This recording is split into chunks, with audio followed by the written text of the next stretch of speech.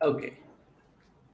Packaging is an essential part of our everyday lives. It protects our products, preserves our food, and enhances our convenience. But packaging also has a significant environmental impact, especially when it comes to single use plastics.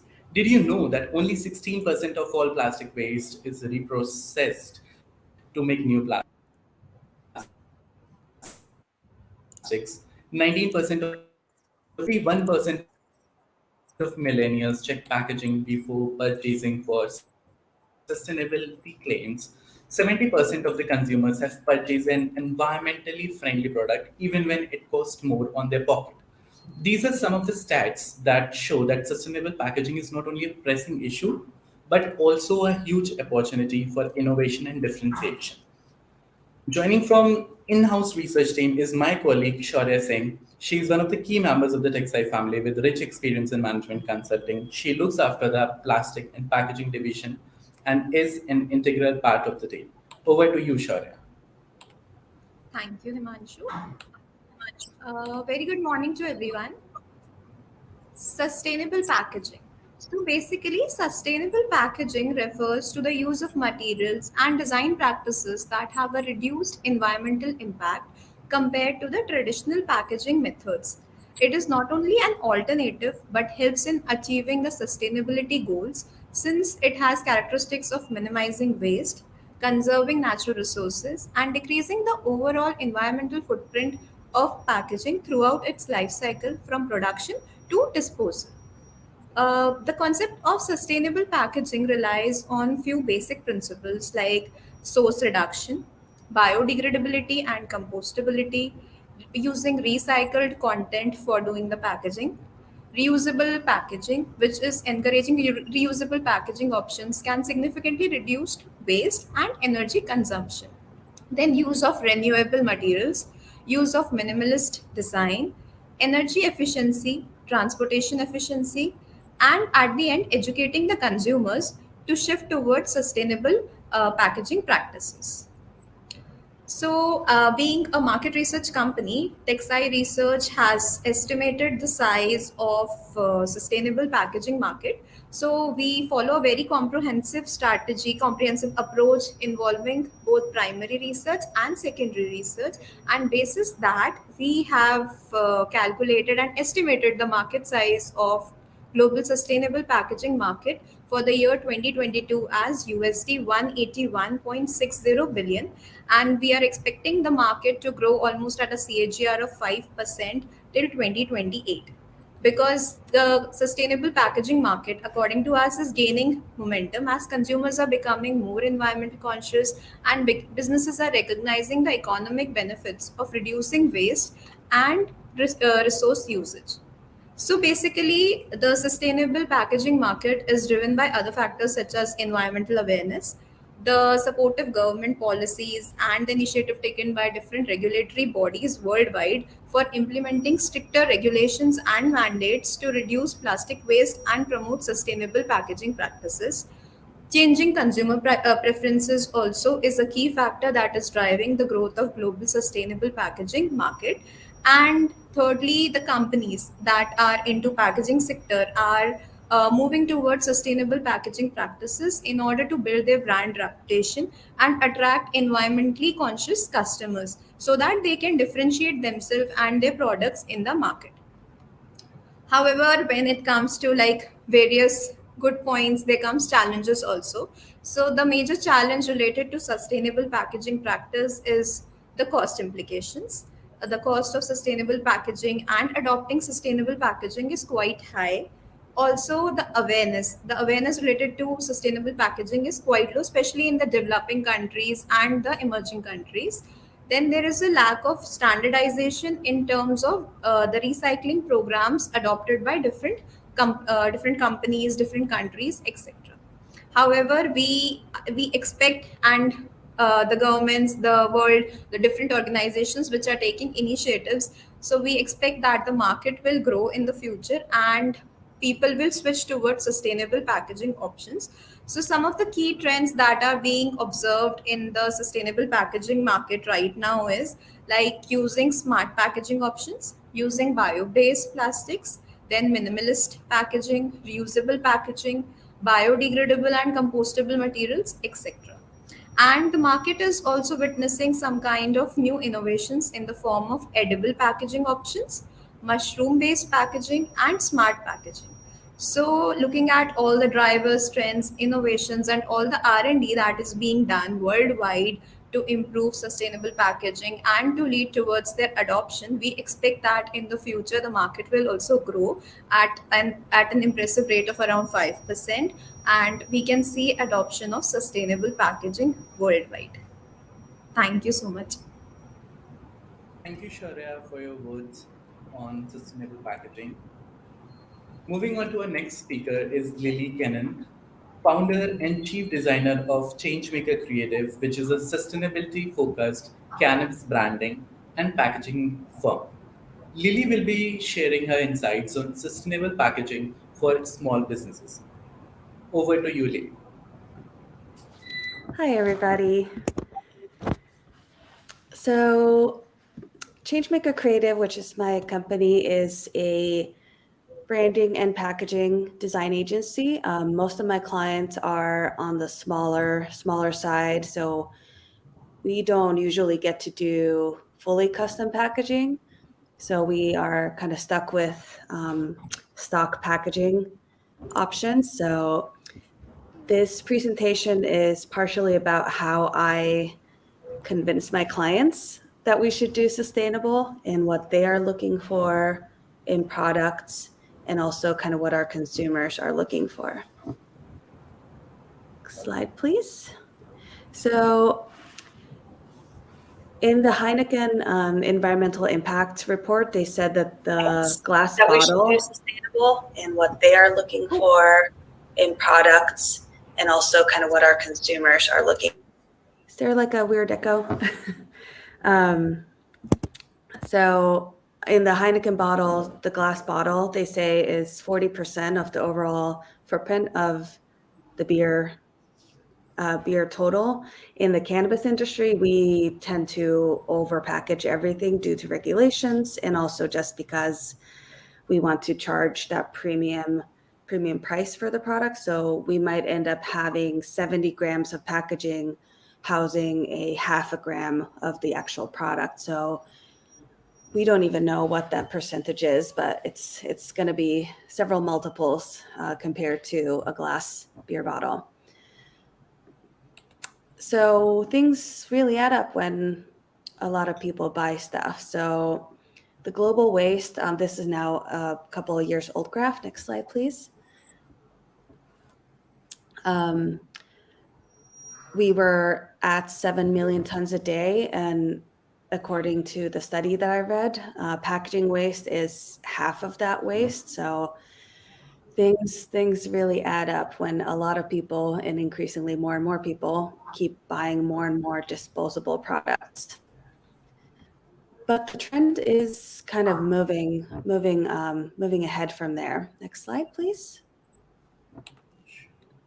We can shift to the next one. So in a survey done during COVID, 2 out of 3 consumers said that they are now considering sustainability when making a purchase. And this is even higher. This was for consumers of all ages, from older boomers and older millennials, Gen Xers. This was even higher for younger consumers, Gen Z especially. And the thing is, like, we all buy products that we feel reflect who we are as people. We don't just buy consumable products as much anymore. We are considering every purchase as an extension of our personal values and identities. And those are the companies that we support with our money. But then the thing is, next slide, what consumers think is sustainable is anything that's not plastic, glass, aluminum, paper. There's a big trend in the cannabis industry for what they're calling ocean plastic, which is recycled plastic collected somewhere within 100 miles of an ocean. All the plant-based, especially hemp plastic, is big.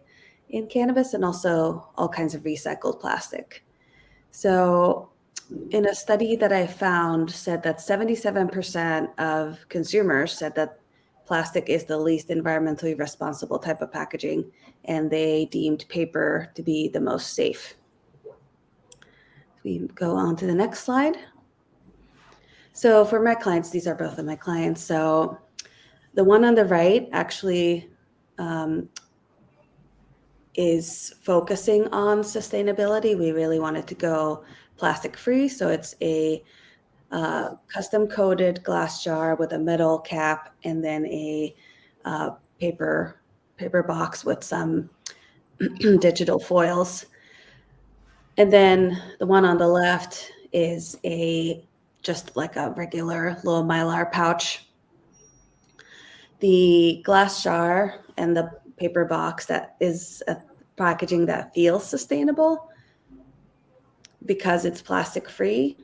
But in terms of if we are strictly considering a carbon footprint, the pouch is way lower because it's so much less packaging itself. But it's sometimes about what feels sustainable and what feels, because the pouches aren't really recyclable currently in the US, but the glass and paper is. So it really depends what you consider sustainable and what will feel sustainable to your consumers.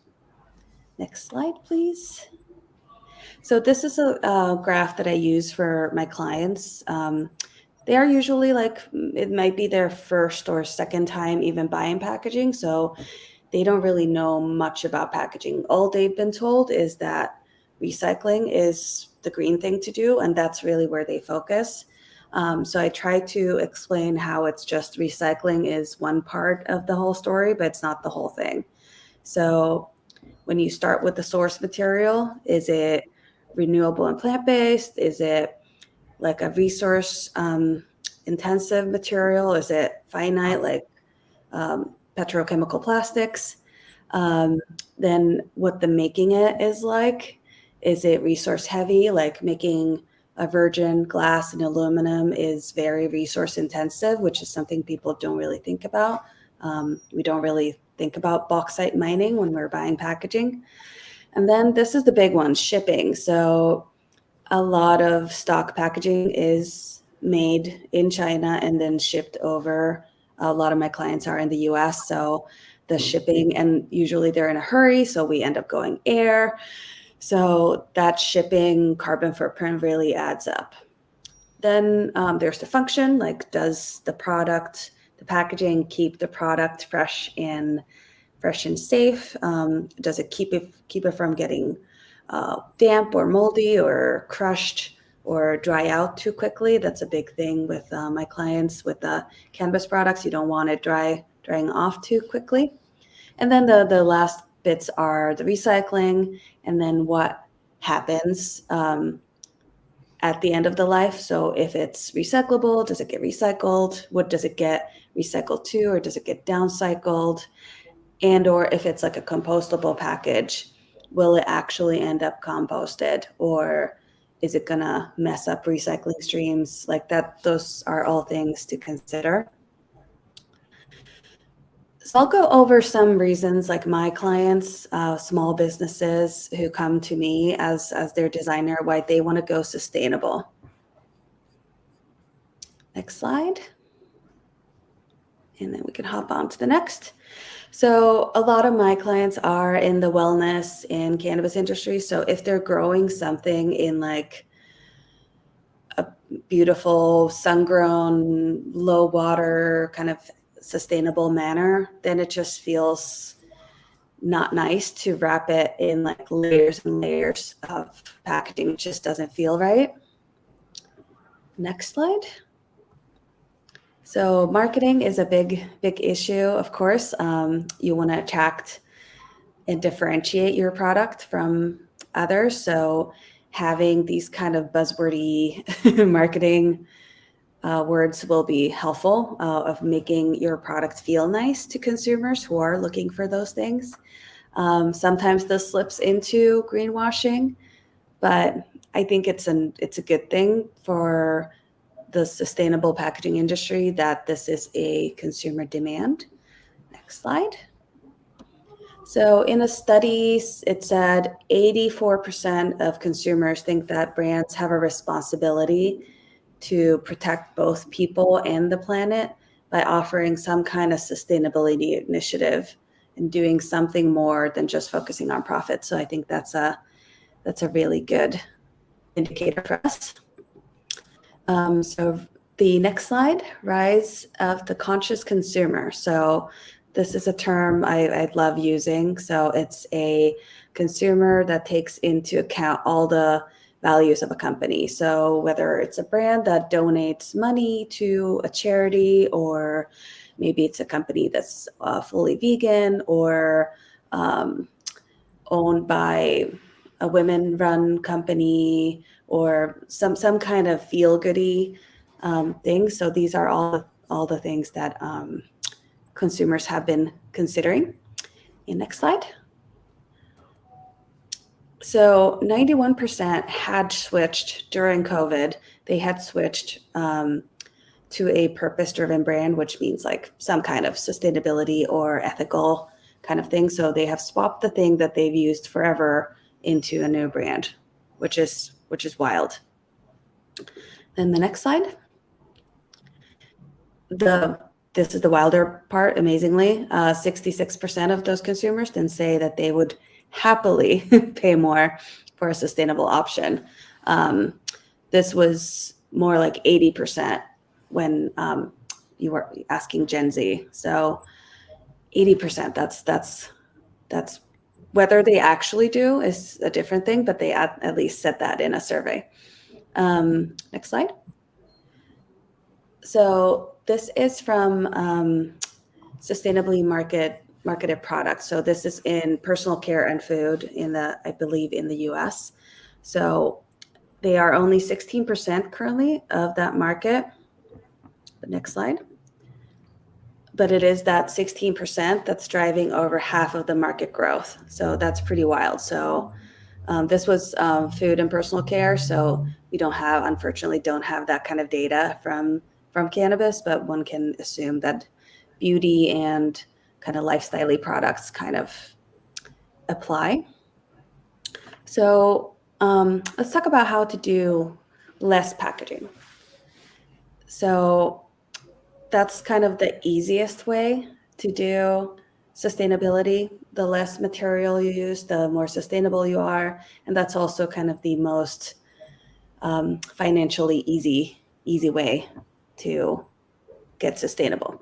So these were studies from I believe it was a Swedish company that makes paperboard. So they might be slightly biased, but it was pretty wild. They were showing these case studies where it was a clamshell plastic, and they swapped it to a cardboard option and saw a 99% reduction on the overall carbon footprint.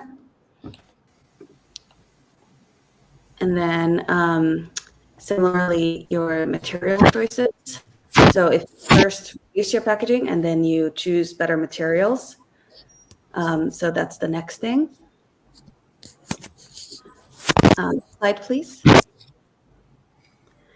And then, so if you do anything renewable, that is currently considered by most people to be the best option. So paper, cardboard, especially if that paper material is made by something that's quickly renewable or recycled.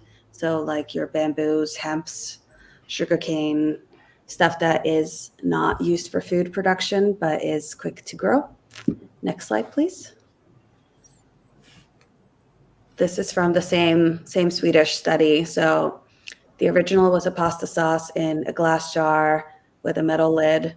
They then first swapped it to just like an aluminum, like tin can, and saw a pretty whopping reduction, but then they further narrowed it down to put it into like a paper juice kind of carton, and saw like 91% reduction in the carbon footprint within that study. That's pretty amazing. Next one.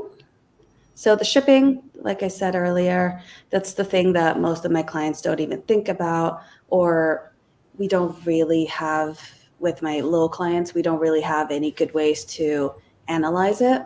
But I keep saying that it just is multiple times worse than everything else combined. So we try to shop locally, or then plan ahead enough so that it's not coming from overseas in an airplane, because that is just not the best thing. So next slide. So again, like if my clients are ordering something overseas, we tend to try to order big batches at a time, order lightweight things, try to avoid doing too much heavy or big packaging. And then next slide. The end of life, that's kind of where a lot of my clients focus on. They're like, well, like our packaging has to be sustainable, so it needs to be recyclable, even though that's not always the biggest thing. So at the end of the life cycle, next slide, whether it's compostable, there's very few areas in the US where they have compostability, unless you have one at home and your packaging is home compostable. The industrial composting facilities are few and far in between. Same with recycling. I think the recycling numbers keep dropping. It was something like 9% last time I looked. So it's pretty bad for plastics. Paper is slightly better, but not amazing. Like there's still a lot of places in the US where everything just goes straight into landfill. Let's hop onto the next slide. So we can optimize kind of your regular stuff, but what if we thought about it in a whole new way? Next slide. So I feel like if fast food companies, this is from Canada, they have started using these reusable, washable containers again.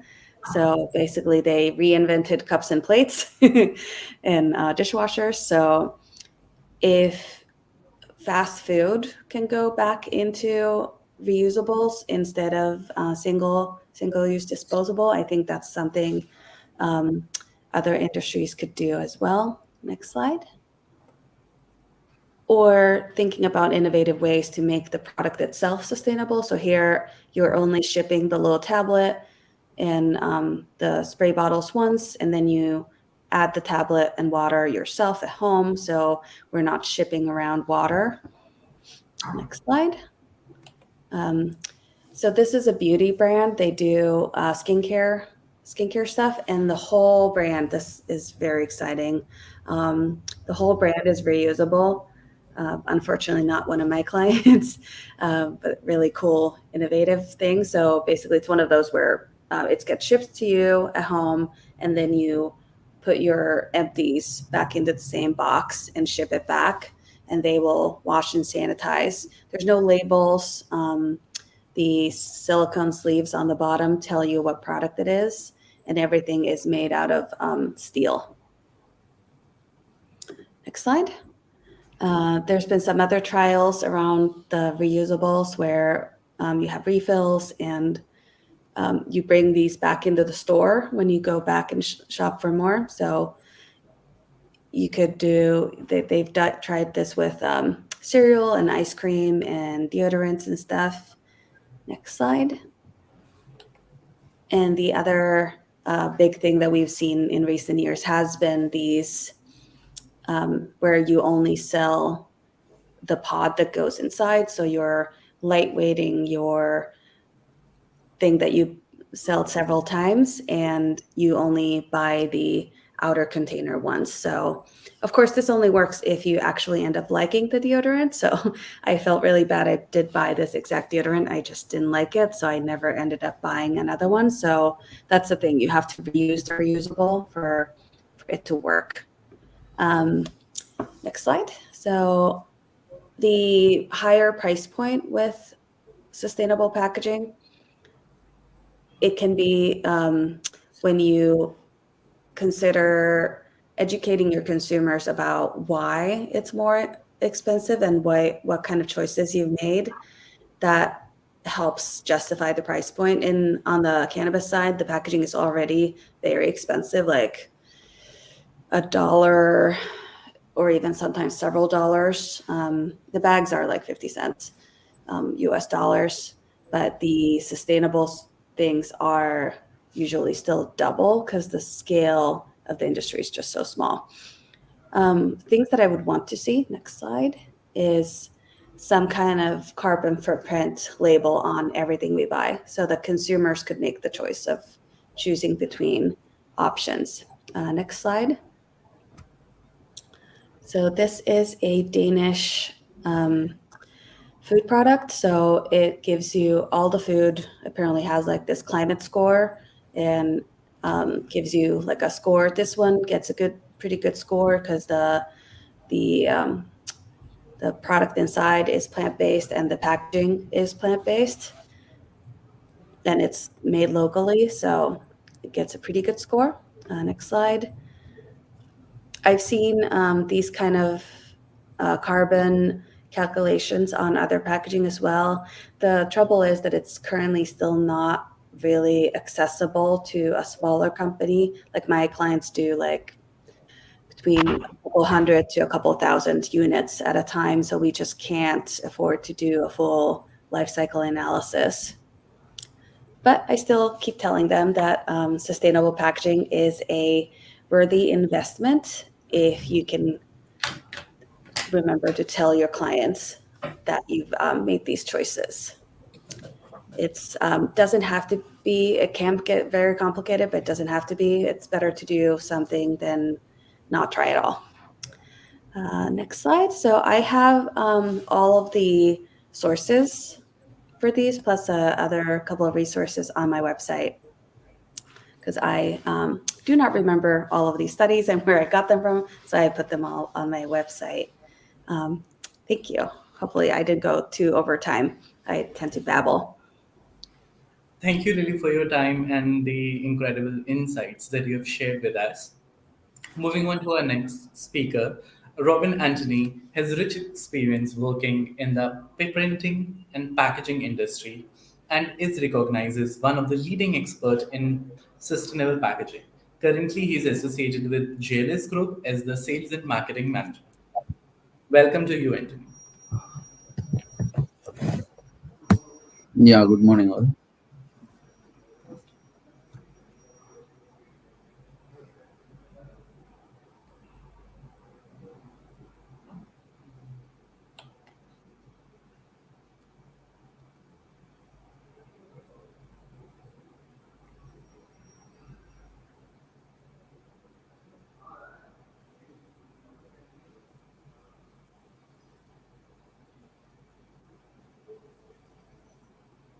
Anthony, you can now proceed.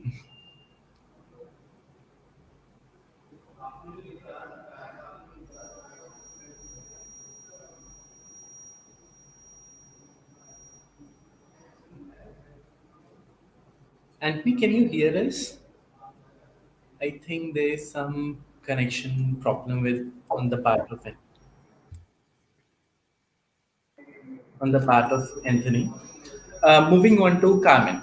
Carmen Alonso Her is the founder and CEO of Pack Consulting Company, which is focused on designing tailor-made packaging solutions for products needs and more broadly help clients implement solution-oriented and impact-driven initiatives in the world of sustainable packaging technologies and innovations. Welcome to you, Carmen. Hi, thank you. No, before it was after. That's not my. That's it. Yeah. Well, so as everyone, as they introduced me, yeah, my name is Carmen. I did a lot of research when it comes to especially plastics, and then I decided to do another specialty with UN when it comes to all of this circular economy. So I decided to mix it together and to create a company of my own. So thanks so much for inviting me to this talk. And well, now we'll go to introduce. So first of all, I would like to make you all think, why is that nowadays, 2023, we are all talking about sustainable packaging? Why is it necessary? Why is it important? So first of all, we have to see the current data, which is, first of all, in this slide, you can see what's the extraction of resources. And as you can see, the issue is not only that the population is growing as we're speaking, the issue is that each of the customers is expected to get a 30% more consumption than we're currently doing.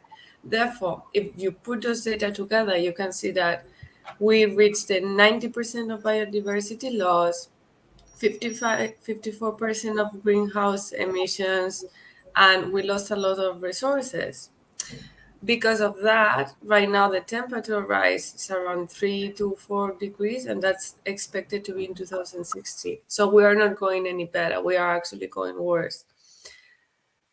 And the data that I think that it's the one that when I saw it, I was like, what? That shocked me the most was the fact that actually right now we're using, as we had 1.75 planet Earths.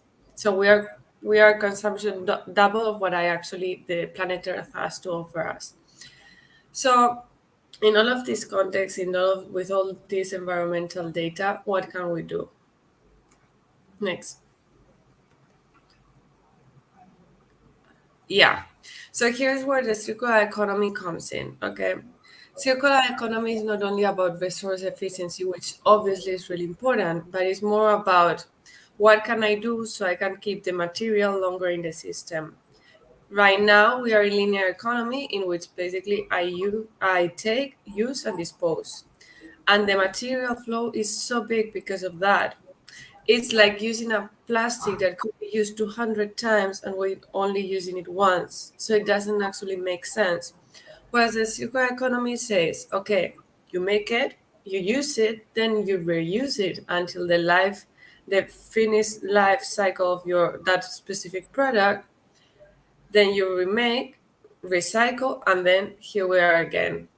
So by using this principle, these 5 keys that we were talking about, we could actually go and aim to get a greener planet. And which are the main strategies? They are called the 5 R's. Well, it's actually 4, but I always want to introduce a 5th one. So it's reduce, recycle, renewables, reuse, and rethink, which for me is the most important one. Okay, so here, reduce, recycle, renewables, reuse, and rethink is in which you actually can take, because you don't have to take only one of them. You can actually reduce the secondary package, and at the same time, you can be using renewable material. So it's not that you have to go through one strategy, but rather you can use several of them. And the more you use them, the major impact you will have through our environment, right? Next. So the other critical point for me that no one talks too much, because we're already talking about the carbon footprint. And of course, the carbon footprint is extremely important, the greenhouse emissions, and that's our key metrics. We have to still think that there are other metrics like deforestation, eutrophication, eco toxicity, water stress, biodiversity loss, air pollution, that actually don't only create problems to the environment, but also to the human health. So that's why when it comes to change a packaging, maybe sometimes you will get like, no, it's the carbon footprint of this second packaging is way better than the other. But then at what expense? Maybe this new packaging also creates more water stress. Maybe because it's a biomaterial, the use of fertilizers creates a lot of issues underwater, human problems.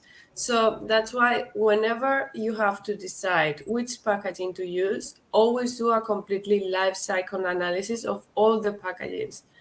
Because if not, you might be doing a little bit of greenwashing, and that's why it's really important to do it. So that's my first advice. So then it comes to recycle. Okay, so here you go. That right now is 388 million tons annually from plastic. And only, as the previous speaker said, it's true, only 9% is recycled. The rest is incinerated, landfill, or whatever. And from this 9%, only 2% of this 9 can actually, when it gets recycled, can keep the properties of the raw material.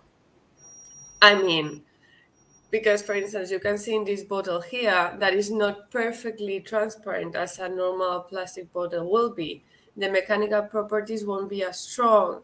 So the recycled material change when you are compared to the virgin material counterpart. So with that, we have to be really careful because it cannot be used to all the applications.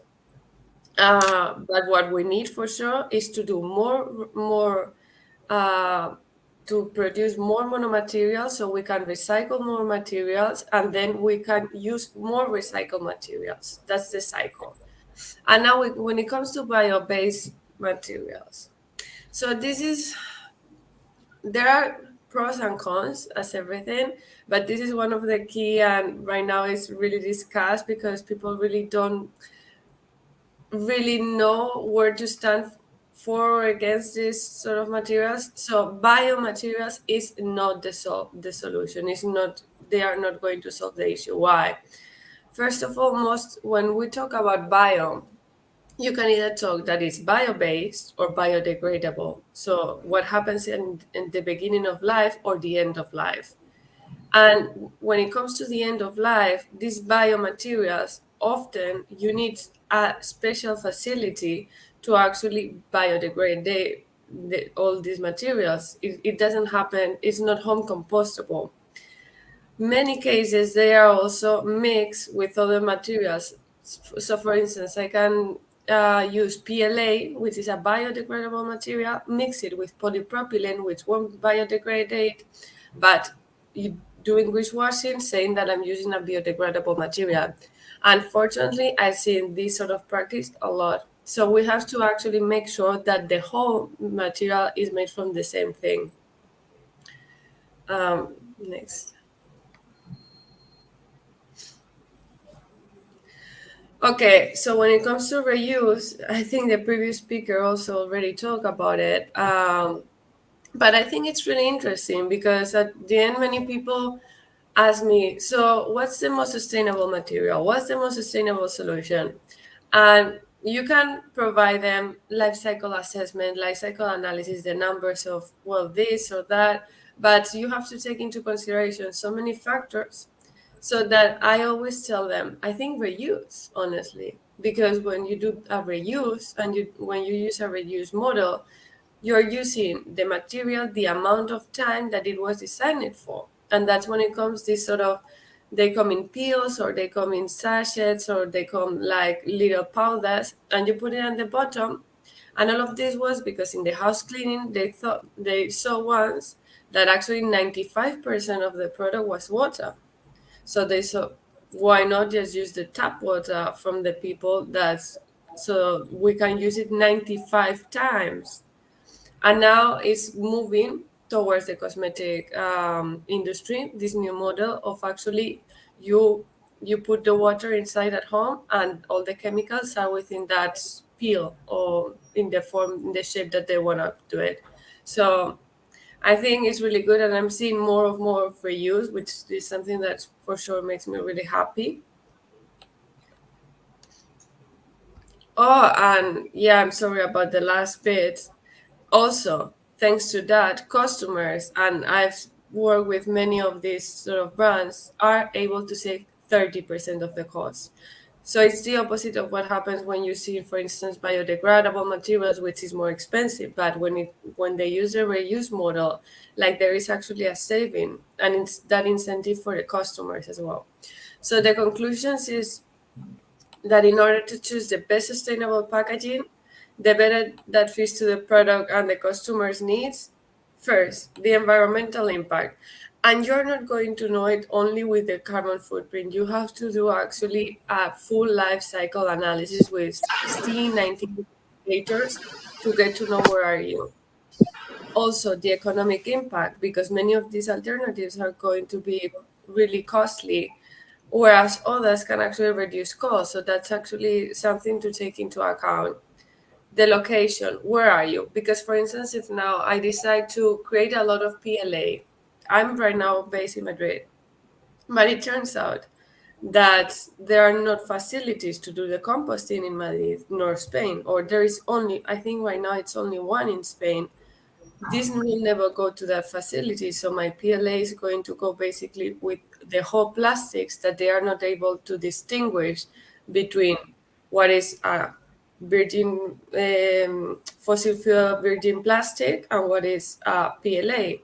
Therefore, it will be recycled as the others. So I would have put all that effort for nothing, if you know what I mean. And the last that for me is really important is that one of the things that is the most important, many people are like, okay, I want to go sustainable, and they focus on the strategies that I've been talking, but they forget that they actually have a product. And that product, the packaging, the first thing that the packaging needs to do for you is not even transportation, is to protect the product. So, for instance, if my packaging needs to protect against moisture in a zero 0.5 or 0.1 or whatever, you cannot start just to be sustainable to use whichever packaging, because then you are not ensuring the quality of the product. And just for all of you to know, is way worse. The environmental impact of product plus packaging is way worse than the packaging alone. So always ensure the quality of your product. And I think with that, I sort of touch all the main circular economy strategies for sustainable packaging. In the next slide, I put my websites and my email. So if you have any sort of doubt, I'm here. And I'm really happy to talk and discuss about whatever you want. So thank you so much.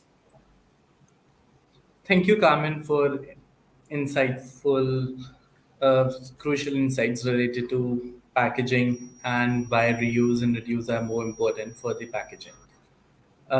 Next speaker for our event is Robin Anthony, who has rich experience in the printing and packaging industry and is recognized as one of the leading experts in the sustainable packaging industry.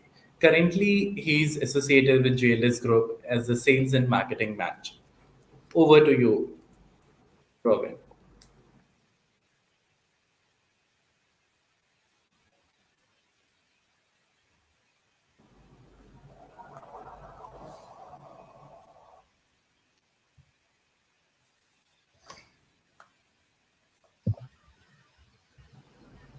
Robin, can you hear us?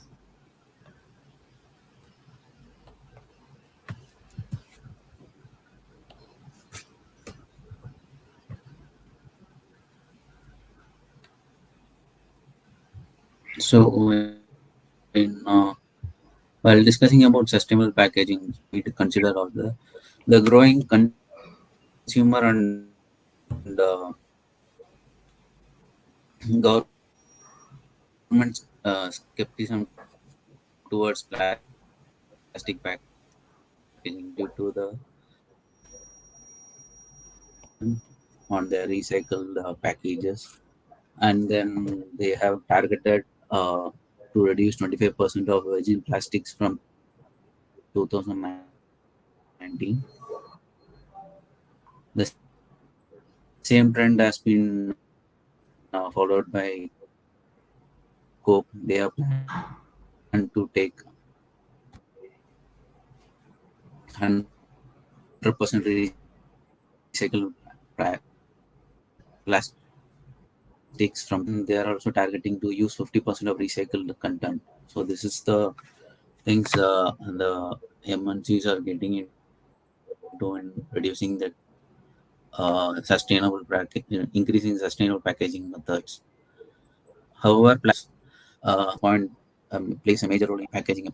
If the packaging is costing around 2 rupees, then there is no margin in selling the product. So that's why that's a major concern when it comes to the sustainable packaging, because companies target on using sustainable methods, but at last when they look for sustainable packaging, very vital role. The future looks optimistic that the recycle systems increase in use of recycled content and new promising alternatives. There are alternative like bioplastic, paper, glass, and recycled plastics, but they come with a lot of limitations. So that will see in the upcoming slides. Next slide, please.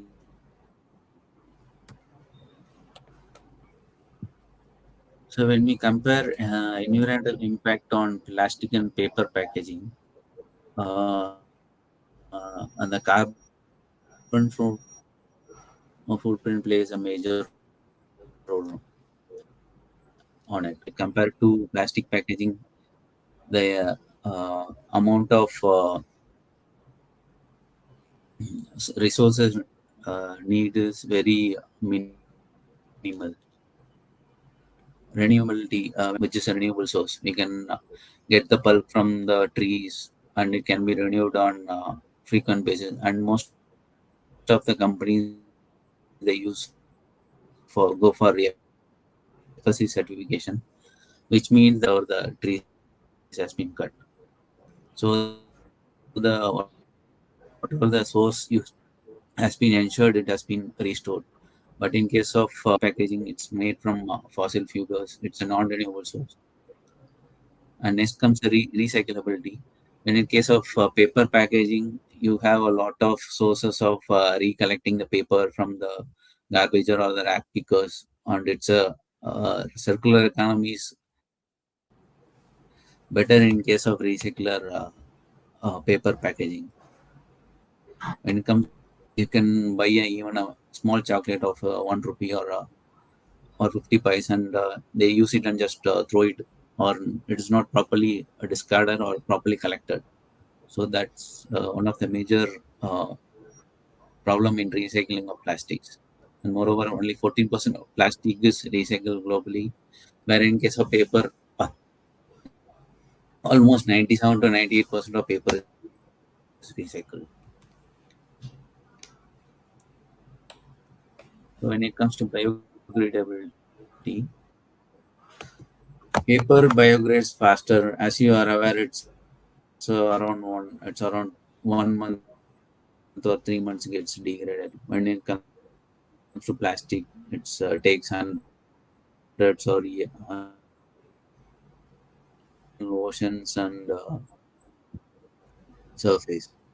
When it comes to reusability, uh, pulp can again or any source of other usages.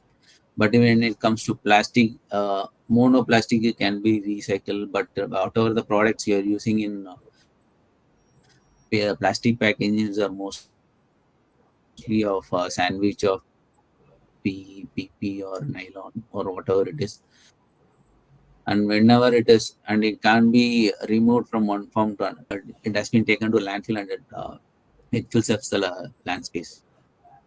A resource use, high freshwater usage, which we discussed before, where in case of plastic packaging, only 6% of global oil production is used for plastic packaging.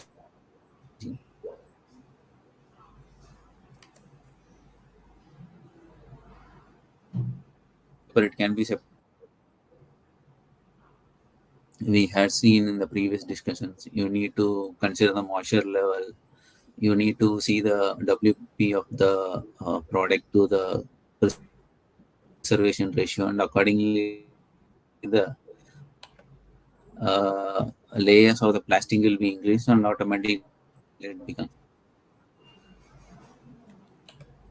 So the other trending alternatives or compostable plastics. So compostable plastic means in case of biodegradable plastic, it's a mix of plastics with any starch, or it's a base of veg based, or any sugar based, or for additional alternatives.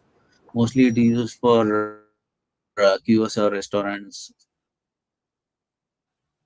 or and at present it's plastic alternatives because of the cost factor. So once it comes as a massive production, the automatically cost cutting would be coming down, and there may be a use of composting. Bioplastic might take a major part on it. Recycle and used. It is used for boxes, bottles, and bags, and can be used multiple number of times. And the only limitation is that they have a higher carbon footprint than plastic.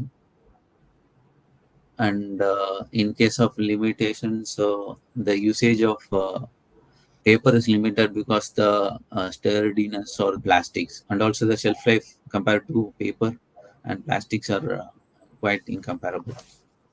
Next slide, please.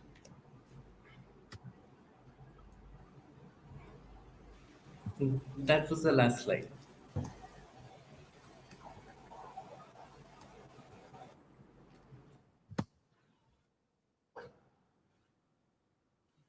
Thank you, Robin, for your words and for shedding important light on the different applications of the same. Moving on to the next speaker, that is Sakib Jamshed, who is also the co-founder of Synergia Pack Private Limited, which focuses on delivering packaging solutions that align with global sustainability expectations. He's a management graduate with global experiences in packaging, sales operation, BD, client management, and customer relationship management. Over to you, Sakib. Thank you, Himanshu. I think brilliant slides from Ronan, Lily, and Carmen. Uh, I just have some more things to add, and then I think we'll talk about it. So once I pitch in, the way I would like to say is that let's just not talk about packaging initially.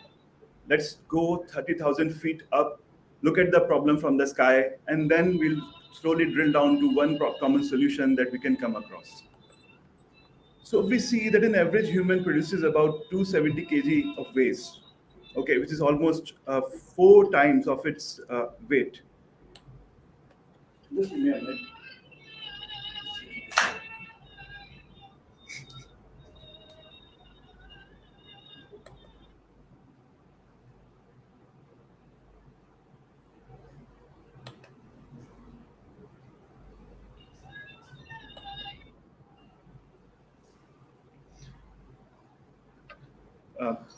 Sorry about that. Yeah. So as I was saying, that an average human produces about 4 times of its weight. So considering the population of world to be around 8 billion, we have been producing about 320 million tons of waste.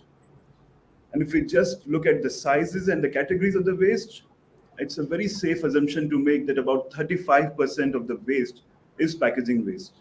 And looking at the numbers of 35%, very safe assumption to make that about 140 million tons of waste is packaging waste.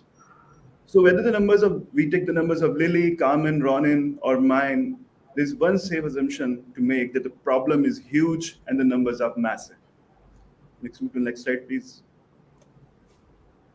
Now coming to the Indian problem. I live in Delhi.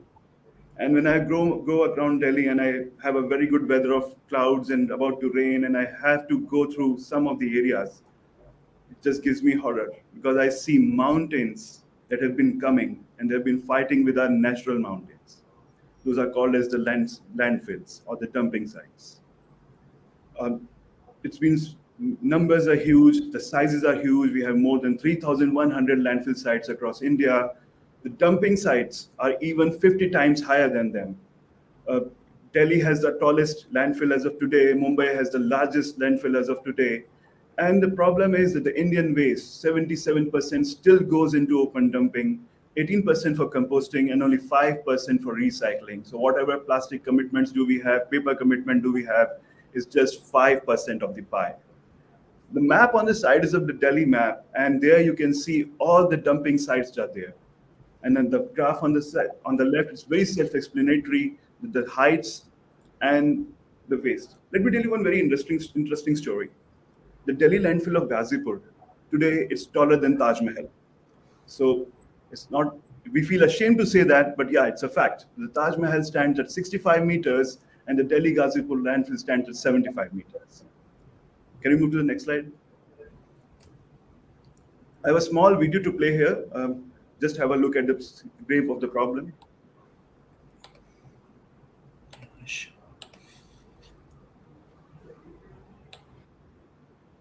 Actually comprised of 4 garbage dumps: the Narela Bawana, the Baswa, the Okla, and the Ghazipur.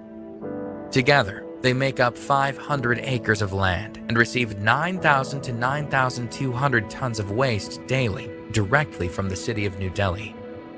But the Delhi landfills are problematic, as all but one has been exhausted. The Baswa landfill was supposed to be closed when waste reached 72 feet high, but it hasn't been closed and the waste continues to pile up. Currently, the waste is towering at 134 feet, and the waste continues to accumulate at an unprecedented rate, causing a source of contention between the residents of New Delhi and the government.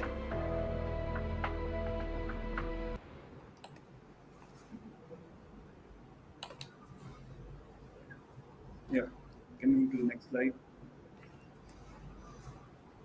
Yeah, but the thing is, this is a major problem and it's a pain right now. But are we really aware? Next slide.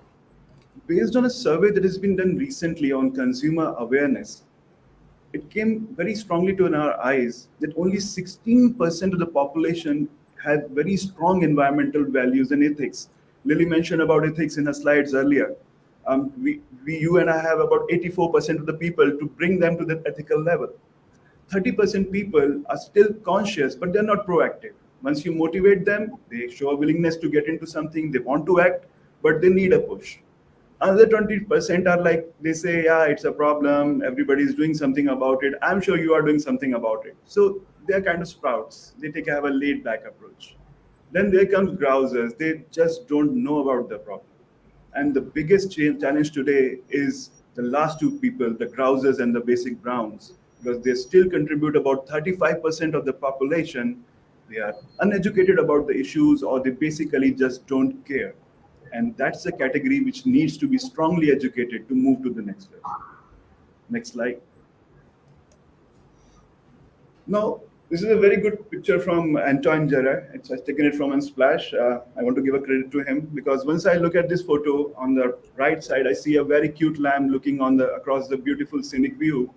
But on the left side, it's something that gives me goosebumps. The vision is very clear. We have garbage, we have cartons, we have labels, we have pouches, we have plastic bags, we have polyethylene.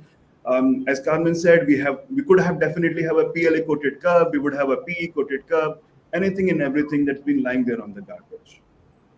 Next slide. So basically, what is packaging waste? The previous picture was a clear testament, was talking about the post-consumption packaging waste. But packaging waste just doesn't stop there. That's only 10% of the problem.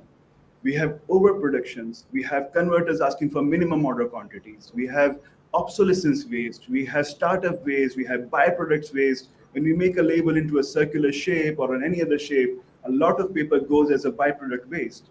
Then we have overpacking. With e-commerce coming in and you are asking for expansive products, mobiles, jewelry, glass material, they just to make sure that it doesn't break, they overpack. Wrap it around into bubble wrap, put it into another safety box, then put it into another safety box, make the weight of the package and the weight of the packaging equal, and then send it to you. And not only that, there's a lot of waste into printing accessories, the printing cylinders, the printing plates, the dyes, inks, obsoleted dyes. You would be surprised if you go across all Indian packaging houses, the amount of printing accessories waste they have. So it comes out with a very interesting number. And that number is a very simple mathematics, that if you want to buy 4 products, your company, your provider has to make a packaging of 5 products. So it's very simple to say that if you're buying one product, you're actually paying, or you're making them make a packaging of 1.25 products. Next slide. So how sustainability helps? Sustainability, as per the definition from Oxford, it says making something at a controlled level or at a certain level or a rate. Sustainability has to be the bare minimum. Shaurya, can you please change the next slide? Yeah. So it's any form of packaging where a significant effort has been made to reduce environmental impact. But then again, as I'm saying, it's a bare minimum. It is something that needs to be done, a level that has to be maintained, whether it comes from governance, whether it comes from your own application, but it's the minimum rate that has to be maintained. Sorry, next slide. And the factors that determine those things are carbon dioxide emission, as Carmen said, the raw material sourcing, how to follow, where to trace them, the track and stream solution, the wastage part of it, and the energy required. Let's move to the next slide, please. But is it enough? Because let's say if we all want to live at the bare minimum, that bare minimum will keep on reducing our existing resources. Sustainability talks about living at the bare minimum level. Don't you think there's a need to improve? And I think that's where responsibility kicks in.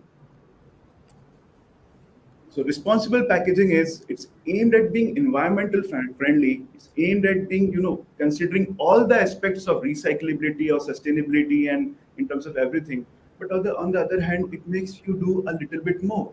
It wants you to be innovative. It wants you to do something better. It wants you to have that engagement point where you work with brands, you work with consumers, you work with the ultimate user, and come to a point where you reduce the packaging.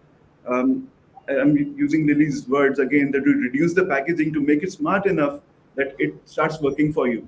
So you go one level up. You go one level up and you start working on the area where packaging gives more value at minimal environmental pressure. Next slide, please. If I have to say, I would say responsible packaging has been directly somewhere related to the United Nations Sustainability Development Goal.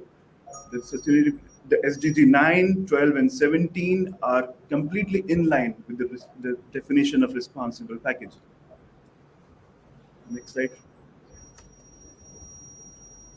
So how are sustainability and responsibility interrelated?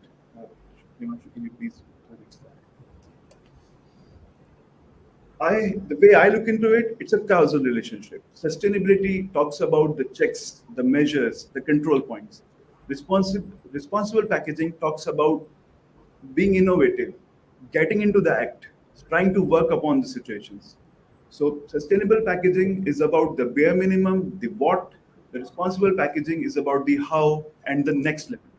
So it's a way, if we broadly look into it, sustainable packaging talks about strategizing a packaging, whereas responsible packaging talks about the execution part of it, doing the difficult part.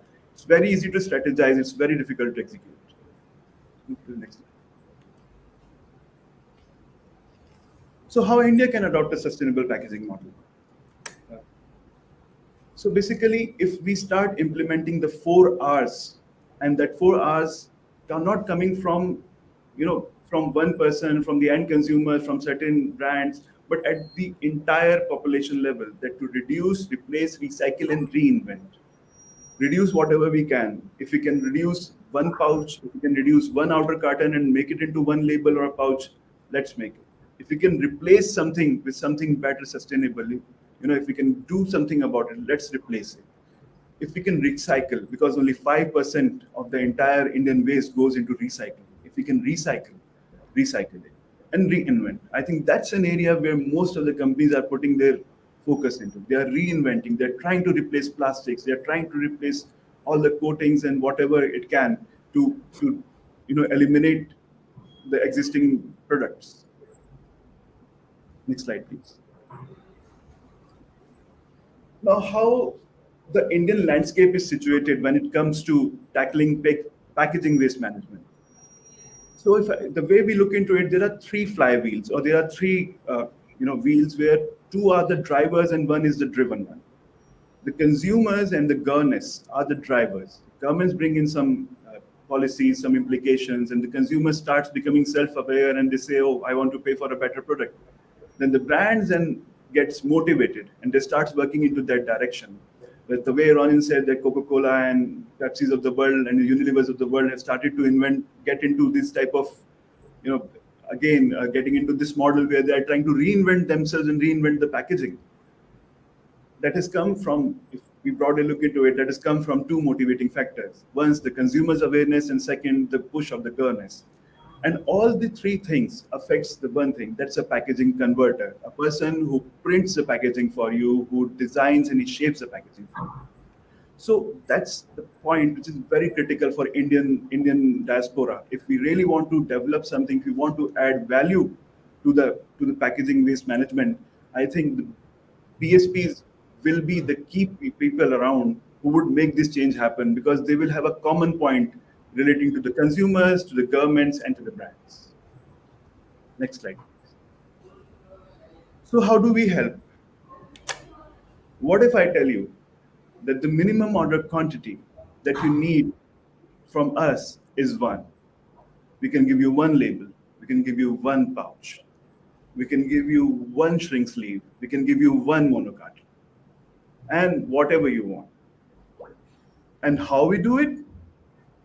From concepts to prototyping to customizations to designing to everything that you want, we believe in a strategy that we will not print until and unless it makes sense for you to print.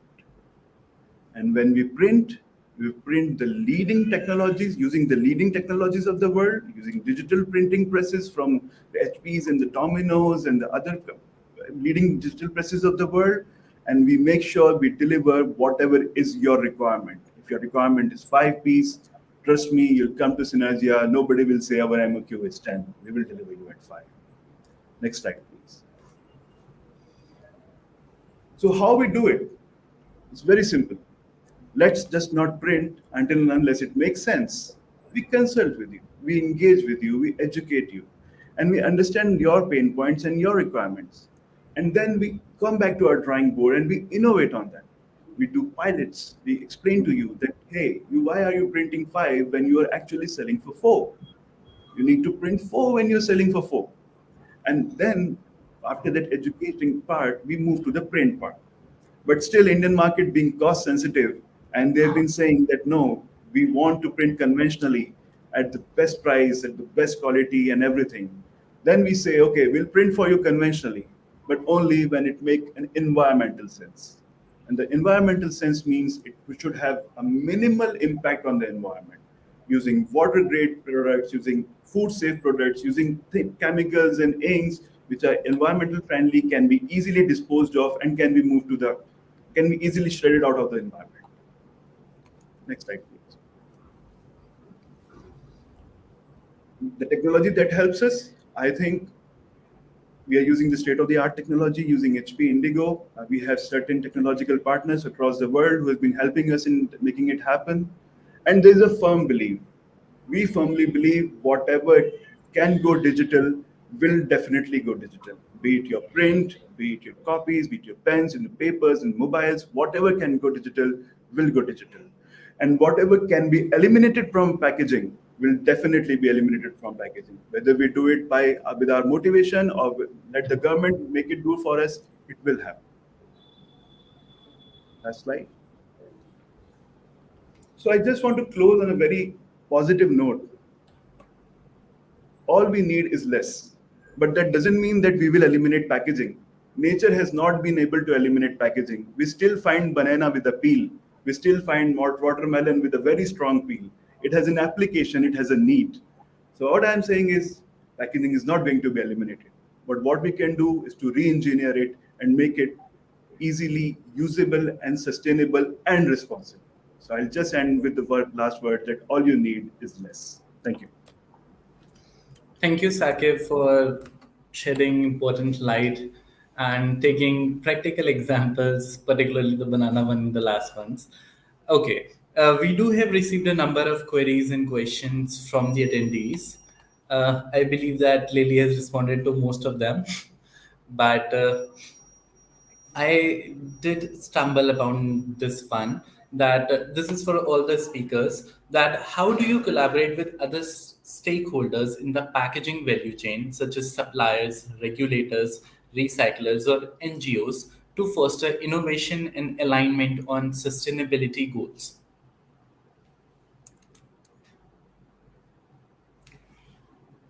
I can go. As an example, in the cannabis industry, every single U.S. state has its own regulations. So there's been organizations and lobbying to get the regulations to include sustainability. So, for example, in Jersey and New York State, they put in cannabis packaging sustainability regulations that everybody has to apply to if you want your products to be in the market. So then it becomes like everybody has to do it. So it levels the playing field. So everybody has to buy the slightly more expensive packaging. So then everybody ends up doing it because then your consumer will buy the cheaper product if you have a pre-roll that costs $2 more, the consumer will likely buy the cheaper one unless they know why the other one is more expensive. But if everybody's packaging is expensive, then it works. So it can happen in like small scale and big scale, like the UN regulations and EU regulations, like that scale versus like small scale locally.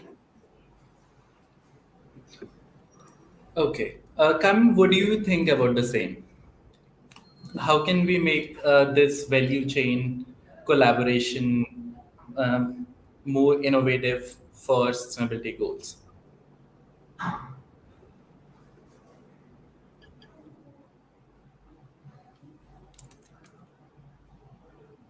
Kamin, you're on mute.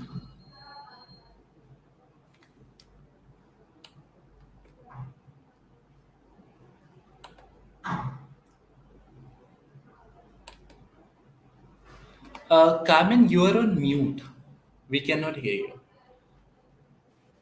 Okay, now sorry. Yeah. Okay, great. So I was saying that for me, the most exciting projects, and I think the projects that are actually going to change the most the world, are not those that I talk and I collaborate with a single company, like how can we improve your packaging, but rather when there are many stakeholders. So for instance, I just collaborated with the community of Madrid, and basically it was putting all the politicians together, and then there was one member for bar and restaurants, another one for hotels, for different sort of shops. So we have a representation of the citizens of the different companies and of the different politicians of different political forces. So it was a chaos. But at the same time, it was fantastic because we end up with a document that everyone, not only the city hall is saying, I'm going to do this, but also the companies for bars and restaurants committed to reducing at 25% the single-use drinks. So instead of that, they were going to use reusable drinks, or the takeaway had to be reusable as well. Stuff like that. So I think that when you actually are able to get in our nowadays society to get politicians with companies all together, that's when you actually can make an impact. Sakib, what is the collaboration scenario in India? Yeah, so there are two methodologies, Himanshu. One is about the push, and the other one is the pull. In the pull one, a brand owner comes to us, and he has certain requirements based on the consumer demands or on the regulations from the government, and they want to go about this angle. So they'll come to us, they'll have a pain point, they'll discuss it with us. Once we get to know their problem, we'll sit with all the stakeholders, all the suppliers, from the substrates to the inks to the technology, and we'll make a problem statement out of it and the solution statement out of it. And once this gets into a picture, we look at the best possible solution that we can cater to that brand. And that's how the push model works. The pull model works. Sorry. The push model is the other way around, where we collaborate. We already collaborate with the existing suppliers of ours, and we say that, hey, this is an upcoming problem. It's a pain point. People are not seeing it today, but it is going to be a huge problem. Let's work on the innovation part and develop a solution today. And once we develop a solution, we go and pitch into the market. We pitch to the people, to the brand owners who can actually leverage out of that problem. The thing is, if it's a pull model, you get a premium, people work on to get it from you because you have figured it out. But if it's a push model, you need a lot of efforts to educate, you have a lot of effort to market. It becomes successful. It's not the problem, it becomes successful. But the effort coming from pull and push are very different. Pull is more of an automated mode, where push is more of a hard work and effort. Okay. How do you ensure that your packaging solutions are compliant with the current and future regulations on sustainability in different markets? Yeah. So there are certain certifications which are already available in the market, Himanshu, and we try to follow them as as a threshold or as the last point to be followed. Be it food grade certifications, we have FSC forest steward certifications, then we have now PWM plastic waste management. So we do follow all these certifications based on the product that we are making and the packaging that we are making. Let's say if we are making a paper-based packaging, we definitely have to be compliant with FSC. If we are making a plastic-based packaging, we have to be definitely compliant with PWM.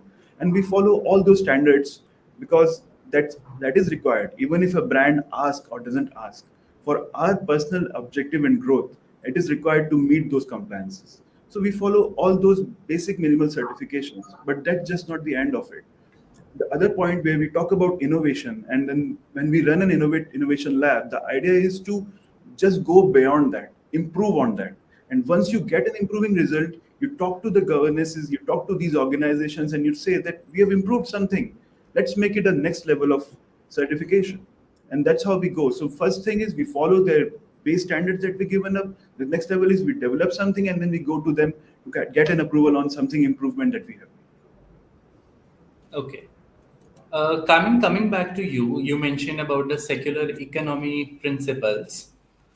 How do you incorporate circular economy principles into your packaging strategy and operations? Well, as I mentioned before in the talk, I really don't know why. Well, I know why, but nowadays it looks like the worst thing that you can have for packaging in the world is plastic. That's not true. I mean, plastic is not the worst. The worst is that you produce a lot of plastics that then you are not able to handle. But it's not true that plastic itself it's a bad material. Like actually, it's the more versatile, flexible, and it enables you to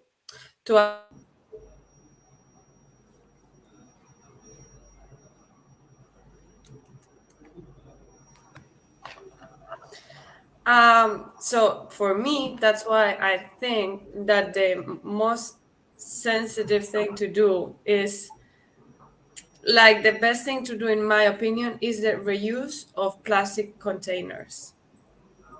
And I've seen it many times because in that way you can actually see this because when you compare the carbon footprint of plastics and for instance if you go only for the carbon footprint, you are going to see that it's better to incinerate a plastic than to recycle it.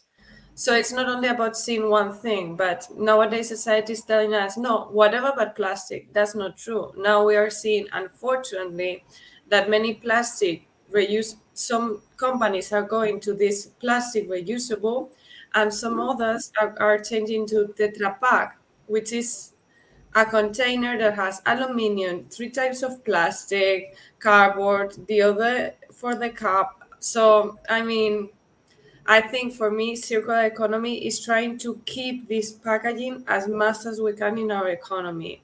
To keep, and that's only can be done really with plastic, maybe aluminum cans as well, but maybe with plastic. So for me, that's the key. When we start thinking as if the packaging was ours, our possession, instead of something that we just use, something that belongs to us, So that's why I think putting the key of like putting your name in the plastics or in the packaging or something that touch your heart, so to make you reuse it, I think that's the for me that's the key in circular economy. Okay. I have one last question that I want to each one of you speaker. So while designing packaging solution for your clients, how do you do the trade-off between the cost, sustainability, and the brand value? Lily, why don't you start first? Yeah, a lot of my clients start off with like, we want to do the most sustainable packaging, and then we discuss pricing, and then they're like, well, okay, what's the next best thing that we could do? So it really is pros and cons, because it's only sustainable if you can afford to buy it. So it's not going to be long-term sustainable for your company if it's not something you can afford. So then we hop on to like, okay, so this would be like the best one, but then we can also do this or this, or maybe we could reduce something. Like instead of in our industry, there's a lot of labels. So what if we just have one box and then do labels, and like there's all kinds of solutions for the issue, and it's really it's just a collaboration with the client of educating them and then discussing what their needs are and then figuring out the best kind of the sweet spot of sustainable meets affordable. Okay. Carmen, what are your trade-off examples in that scenario? No, I agree. So in my case with my clients, I have like different like metrics of key KPIs that I want to go through the project, but always and it never changed. The first one is to get the price of each of the solutions. So they want to know the price before they want to know whether or not it will work for them. And that's true. Like the first thing I get paid off is to know what will be the price will look like.